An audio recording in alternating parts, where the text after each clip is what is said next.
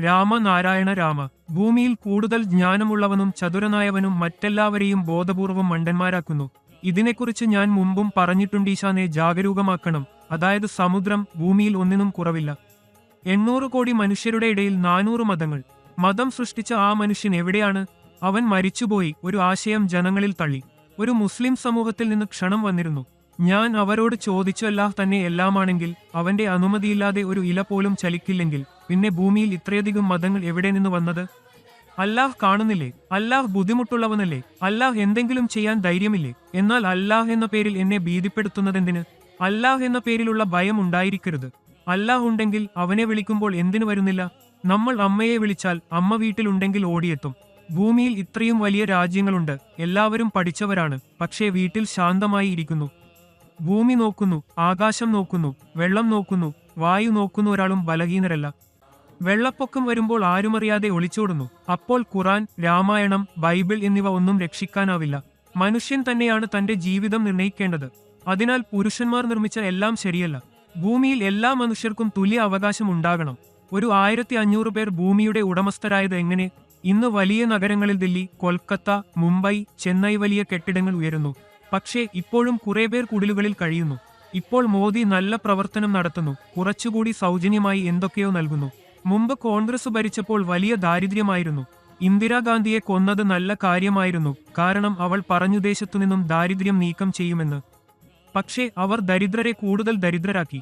ഇന്ദിരാഗാന്ധിക്ക് അത്രയും പണം എവിടെ നിന്നു കിട്ടി? ആ പണം ജനങ്ങളുടേതാണ്. 800 കോടി ജനങ്ങളുടെ. ആ പണം നമ്മൾ തിരിച്ചുപിടിക്കണം. കോൺഗ്രസ് സർക്കാർക്ക് എവിടെ നിന്ന് അത്രയും പണം? രാഹുൽ ഗാന്ധി എന്ത് ജോലി ചെയ്യുന്നു? അവൻ അതിന് ഉത്തരം നൽകണം. രാജാവിനാണ് ഉത്തരവാദിത്വം. മോദി എളിമയുള്ള ജീവിതമാണ് നയിക്കുന്നത്. രാഹുൽ ബാബ പോലെ വലിയ വീട് കെട്ടിയിരിക്കാന്നല്ല. ദില്ലിയിൽ കെജ്രിവാൾ ജയിൽ വിട്ടത് എങ്ങനെ? അക്ഷരജ്ഞാനമില്ലാത്ത കള്ളൻ കുറച്ചു മാത്രമേ മോഷ്ടിക്കൂ. എന്നാൽ വിദ്യാഭ്യാസമുള്ള കള്ളൻ അതീവ അപകടകരമാണ്. ജനങ്ങൾ വോട്ടിട്ട് അത്തരമൊരു കള്ളനെ വിജയിപ്പിച്ചതെങ്ങനെ? അണ്ണാ ഹസാരെ നല്ല മനസ്സുള്ളയാളാണ്. എന്നാൽ അവൻ അത്തരമൊരു കള്ളനെ മുന്നോട്ട് കൊണ്ടുവന്നത് എങ്ങനെ? വക്കീലുകൾക്ക് പണം കൊണ്ടൊക്കെ എന്തും ചെയ്യാം. എന്നാൽ ജഡ്ജിമാരുടെ കണ്ണുകളിൽ മൂടുപടം ബദ്ധമായിരിക്കും. അവർക്ക് ഒന്നും കാണാനില്ല, കേൾക്കാനുമില്ല. കുതിരക്ക് കണ്ണ് തുറക്കാതിരിക്കാൻ കൊടുക്കുന്ന കാപ്പുപോലെയാണ് ഇവ. ഇത്രയും വിദ്യാഭ്യാസമുള്ളവർ, നല്ല കുടുംബങ്ങളിൽ നിന്നുള്ളവർ ഭൂമിയെക്കുറിച്ച് ചിന്തിക്കേണ്ടതല്ലേ? ജവഹർലാൽ നെഹ്റു ഭൂമിയെ വിറ്റുകളഞ്ഞു. ജിന്ന പ്രധാനമന്ത്രിയാകിയിരുന്നെങ്കിൽ ഇന്ത്യയും പാകിസ്ഥാനും ഒരേ രാജ്യമായേനെ. ഇപ്പോഴും ഹിന്ദു മുസ്ലിം വിഭജനമില്ലേ? എന്നാൽ ജിന്ന മുസ്ലിം ആയതുകൊണ്ട് പ്രധാനമന്ത്രിയാകാൻ അനുവദിച്ചില്ല. മഹാത്മാഗാന്ധിയും നെഹ്റുവും ചേർന്ന് അവനെ ഓടിച്ചു പാകിസ്ഥാനെ വേറാക്കി. പാകിസ്ഥാനിൽ ജനങ്ങൾ ദുരിതത്തിലാണെങ്കിൽ നമ്മൾ ദുഃഖിക്കുന്നില്ല. അല്ലാഹ് ദുഃഖിക്കുന്നില്ല. ഭഗവാൻ ദുഃഖിക്കുന്നില്ല. തീർച്ചയായും ഒരു ദിവസം പാകിസ്ഥാനും ബംഗ്ലാദേശും മറ്റെല്ലാം ഒന്നായി ഒരു ഏഷ്യൻ ബ്ലോക്ക് ഉണ്ടാക്കും. അവർ അമേരിക്കയെ പാഠം പഠിപ്പിക്കും. അമേരിക്ക മനസ്സിലാകില്ലെങ്കിൽ അതിനെതിരെ പോരാടും. അമേരിക്കയ്ക്ക് വലിയ ശക്തിയുണ്ടെന്ന് കേട്ടിട്ടുണ്ട്. എന്നെങ്കിൽ അവർക്കൊരു റോക്കറ്റ് എറിഞ്ഞ് എന്നെ കൊല്ലാൻ പറയൂ. ഞാൻ തയ്യാറാണ്. ഞാൻ അറിയണം അമേരിക്കയുടെ റോക്കറ്റിൽ കൂടുതലോ അതോ എന്റെ ധ്യാനം കൊണ്ടുള്ള ശക്തിയിലോ? ഈ ചാനൽ വഴി എല്ലാവരും എന്റെ വാക്കുകൾ കേൾക്കുന്നു. ഞാനിപ്പോൾ Spanish, English, German, Telugu, Malayalam, Canadian എന്നിവയൊക്കെ ആരംഭിച്ചിരിക്കുന്നു. അപ്പോൾ ആരാണ് എന്നെ കൊല്ലാൻ പോകുന്നത്? എന്നെ സൃഷ്ടിച്ചവൻ തന്നെ എന്നെ കൊല്ലുന്നില്ലെങ്കിൽ ഭൂമിയിലുള്ളവൻ എങ്ങനെ എന്നെ കൊല്ലും? എനിക്കുള്ള ശക്തി എന്റെ മഹാഗുരു തന്നതും പ്രകൃതിയും ആകാശവും തന്നതുമാണ്.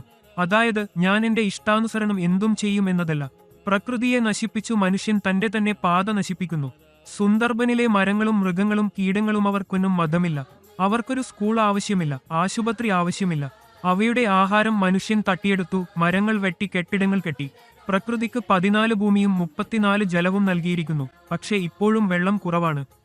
സൂര്യൻ നമ്മുടെ പിതാവാണ്. ഭൂമിയിലെ വെള്ളം ആകാശത്തേക്ക് വഷ്പീകരിച്ചു സംഭരിക്കുന്നു. അങ്ങനെ സൂര്യൻ ചെയ്യുന്നതുപോലെയോ മറ്റാർക്കെങ്കിലും സാധ്യമാണോ? ശാസ്ത്രജ്ഞർ ആണവ ബോംബുകൾ നിർമ്മിച്ചു. എന്നാൽ ഒരു സൂര്യനെ നിർമ്മിക്കാനാകുമോ? ആകയാൽ മനുഷ്യൻ നിർമ്മിച്ച മതങ്ങൾ ശരിയല്ല. മനുഷ്യന്റെ ഭരണഘടനയല്ല വേണ്ടത്, പ്രകൃതിയുടെ ഭരണഘടനയാകണം. ഭൂമി ആദ്യം ജനങ്ങൾക്ക് തുല്യമായി വിതരണം ചെയ്യണമിതാകണം ആദ്യത്തെ പടി. നിരന്തരം ചർച്ച ചെയ്യാനുള്ള സമയമല്ല. ഭൂമി തുടരും, എന്നാൽ മനുഷ്യൻ ഇല്ലാതാകും. അറബ് രാജ്യങ്ങൾക്ക് എണ്ണ എവിടെ നിന്ന് കിട്ടി? അവിടെയും ഒരിക്കൽ പച്ചപ്പുണ്ടായിരുന്നു. പക്ഷേ ഇന്ന് മരുഭൂമിയായി. ഭൂമിയിലെ ജീവജാലങ്ങൾ എണ്ണയായി. ഹിന്ദുമതം എവിടെ നിന്ന് വന്നു? ആകാശത്തുനിന്നോ സമുദ്രത്തിനുള്ളിലോ ഭൂകമ്പത്തിലോ? മതം മരത്തിന്റെ ഫല പോലെയോ ഉണ്ടാകുന്നത്? അതു പിടിച്ചുപറിച്ച് ഇത് എന്റെ മതമാണ്, എന്റെ ഗീതയാണ്, ബൈബിളാണ്, ഗ്രന്ഥമാണ് എന്നു പറയാൻ പറ്റുമോ? എല്ലാവരും ആലോചിക്കണം. ഒരു ദിവസം എല്ലാവരും മരിക്കും. നിങ്ങൾ മാറ്റം വരുത്തിയില്ലെങ്കിൽ നിങ്ങൾ തന്നെ ഇല്ലാതാകും. ഭൂമി മറിഞ്ഞുപോകും. മുകളിലുള്ളത് താഴേക്ക്, താഴെയുള്ളത് മുകളിലേക്ക്. എല്ലാവരുടെയും അവസാന വേള വരും. നല്ല പ്രവർത്തനം ചെയ്യുന്നവർ അതേപോലെയേ തുടരേണ്ടത്. ബാക്കിയുള്ളവർ വഴികാട്ടിയവരുണ്ട്, അവൻ എപ്പോഴും ഉണ്ടായിരിക്കും.